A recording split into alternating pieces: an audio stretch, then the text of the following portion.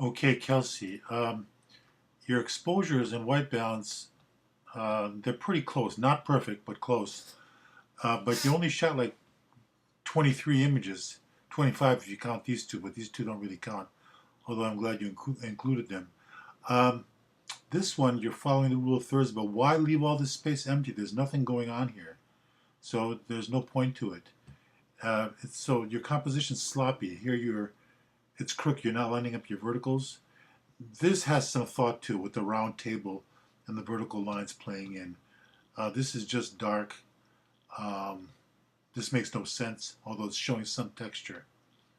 And this composition's good. Again, crooked, not straight. Uh, the frog staring up the camera is kind of funny. Okay, the composition's good, only that background's distracting. You know, you got to keep out distracting elements. Okay, so we have your smooth object, and pretty much the same principles apply. Here you have a nice balanced composition.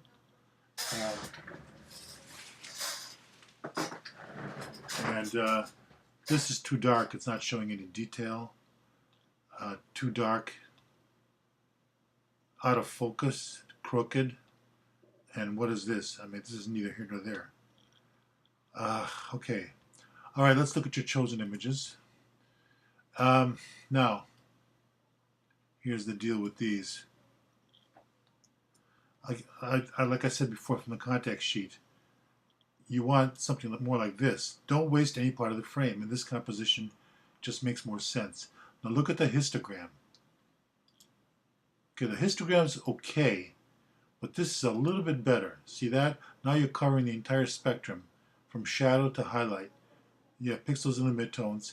You have some shadow detail. Good composition. Okay. Same deal here.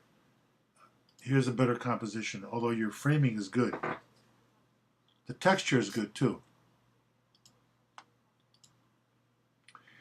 Here it pretty much, it's an exposure issue. Again, you want a little bit of detail here, and look at the difference in the histogram. Before and after, see that? And again, there's nothing much going on here, although you're kind of you're implementing the rule of thirds, so it's more bearable. Just straighten out these verticals. That's, like that. Then you can argue that these verticals play a role in the composition. See that? Hold on, there. See? Before and after. Look at that. What a difference, right? Now, also, yeah, the exposure is here. The exposure. Look at the difference in exposure. Also, you're starting to get detail here, and the histogram is much better. Now you'll notice that the specular light here, there's some tooth because you have modulation in the surface, so the specular light is delineating these protrusions from the surface.